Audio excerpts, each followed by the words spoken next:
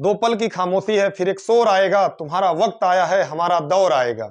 आपका स्वागत करते हैं आपके अपने इस YouTube channel CBSE and UP classes में। आज की वीडियो में हम गुरुत्वाकर्षण बल तथा स्थिर वैद्युत बल में समानताएं एवं अंतर देखने वाले हैं। तो चलिए वीडियो को स्टार्ट करते हैं। सबसे पहले हम बात करते हैं डिफरेंसेज, अंतर की बात करते हैं। तो हम बात करते हैं इलेक्ट्रोस्टैटिक फोर्स, स्थिर वैद्युत बल। ये हमेशा दो चार्ज के बीच, आवेशों के बीच लगता है। यदि कोई चार्ज Q1 है और दूसरा चार्ज Q2 है और उनके बीच की दूरी r है, तो उनके मध्य लगने वाला जो बल होगा, फोर्स होगा इलेक्ट्रोस्टैटिक, वो क्या होगा, F = K Q1 Q2 by r²। Coulomb के नियम से हमको ये मिलता है, जहां पे K क्या है, इलेक्ट्रोस्टैटिक फोर्स कांस्टेंट, स्थिर वैद्युत बल नियतांक। और अगर ये दोनों आवेश वायु अथवा निर्वात में स्थित है, तो K की वैल्यू क्या होती है भैया, 9 × 10⁹ ये आपके K की वैल्यू होती है। आ जाइए इस पर, बोलते हैं गुरुत्वाकर्षण ग्रेविटेशनल फोर्स पर। ये हमेशा दो वस्तुओं के बीच में लगता है, दो मास हैं, दो द्रव्यमान, उनके बीच लगता है। पहला, अगर m1 m2 दोनों दूसरे से r दूरी पर स्थित है, तो उनके बीच जो गुरुत्वाकर्षण बल लगेगा, F = G m1 m2 by r², जहां m1 m2 क्या, mass of first object, mass of second object, पहली वस्तु का द्रव्यमान, दूसरी वस्तु का द्रव्यमान, बटे r²। यहाँ पे G क्या है भैया, ये क्या, gravitational constant, universal gravitational constant, सार्वत्रिक गुरुत्वाकर्षण नियतांक। वैल्यू कितना होती है, 6.67 × 10⁻11, ये आपके G की वैल्यू होती है। आ जाइए दूसरे अंतर पर, जो हमारा ये क्या बोलते हैं, स्थिर वैद्युत बल डिपेंड्स ऑन मीडियम, या माध्यम पर निर्भर करता है। जैसे जो K का मान है, ये वायु के लिए, माध्यम बदला तो K का मान बदला, तो ये बोले माध्यम की प्रकृति पर निर्भर करता है। जबकि जो हमारा गुरुत्वाकर्षण बल है, ये माध्यम की प्रकृति पर निर्भर नहीं करता है। क्यों? क्योंकि यहाँ पर G क्या है, gravitational constant, it does not depends on medium, या माध्यम की प्रकृति पर निर्भर नहीं करता है। तीसरे अंतर की बात करें, जब हम गुरुत्वाकर्षण बल, स्थिर वैद्युत बल की बात करते हैं, तो ये अट्रैक्शन एंड रिपल्सन, बोलो तो आकर्षण तथा प्रतिकर्षण, आकर्षण एवं प्रतिकर्षण दोनों प्रकृति का बल होता है। जबकि जो हमारा गुरुत्वाकर्षण बल होता है, ये सिर्फ और सिर्फ आकर्षण बल होता है।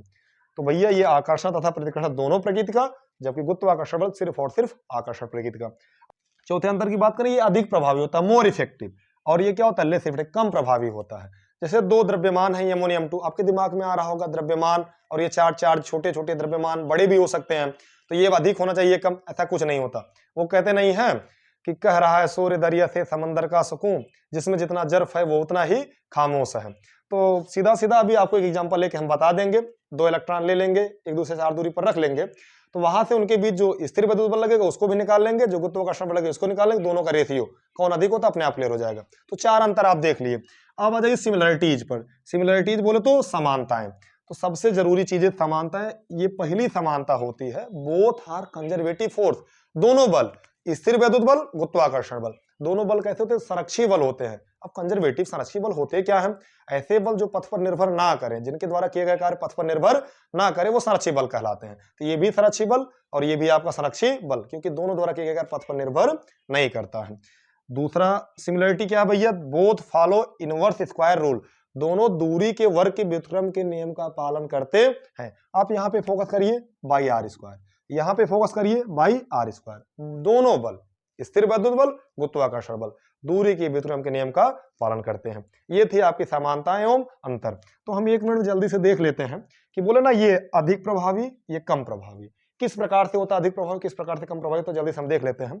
तो मान लीजिएगा दो चार्ज हैं, ये दोनों क्या है, इलेक्ट्रॉन है, एक इलेक्ट्रॉन, ये दूसरा इलेक्ट्रॉन, एक दूसरे से अगर r दूरी पर स्थित है, तो मान लीजिए कि ये एयर में है। कहां पर है भैया, एयर में है। तो सबसे पहले इस पर स्थिर वैद्युत बल लगे, कितना निकालते उसको निकाल लेते हैं, फिर गुरुत्वाकर्षण बल। अगर हम Fe की बात करें, स्थिर वैद्युत बल की, ये कितना आएगा, K, Q1 की वैल्यू कितना है, 4 जान इलेक्ट्रॉन पावर कितना, 1.6 × 10⁻19 कूलम। तो Q1 की वैल्यू भी 1.6 × 10⁻19 कूलम, Q2 की भी वही आएगी। तो मतलब Q1 Q2 क्या हो जाएगा, होल स्क्वायर, बाई दूरी क्या है, r²। इसी तरीके से जब आप Fg निकालोगे, तो वहां क्या आएगा, अच्छा K की वैल्यू भी रख देंगे आगे, Fg की वैल्यू कितना होता है, 6.67, G की वैल्यू रखेंगे इनटू इसका द्रव्यमान के तो इलेक्ट्रॉन का 9.1 × 10⁻31 kg, रख दीजिए भैया। m1 भी वही, m2 भी वही है, 9.1 × 10⁻31 kg, इसका क्या लगाएंगे, होल स्क्वायर, भाई दूरी क्या कर दो भैया, स्क्वायर। समझ भाई बात नहीं। जब आप रेशियो निकालोगे, K की वैल्यू रख के निकालेंगे, बोलो तो Fe/Fg जब हम निकालेंगे, K की वैल्यू क्या होता है, 9 × 10⁻9 × 1.6 × 10⁻19 क्या, होल स्क्वायर, बाई क्या है, r², पूरे का बाई। यहाँ से आप करेंगे 6.67 × अच्छा 10⁻11 इधर छूट गया आपका, 10⁻11 ये करेंगे फिर आगे बढ़ेंगे। तो आ जाए 6.67 इंटू 10⁻11 इंटू 9.1 इंटू 10⁻31 का होल स्क्वायर पूरे का भाई आर स्क्वायर से खत्म। और ये जो वैल्यू जो है ना, जब इसको आप सॉल्व करेंगे ये अप्रोक्सीमेट कितने के बराबर आता है, 10⁻42 के बराबर आता है। F E by F G, यहां से क्या निकल के आ गया, F E by F G बोलो तो एफ ई इक्वल टू क्या हो जाएगा, 10⁻42 टाइम्स ऑफ एफ जी।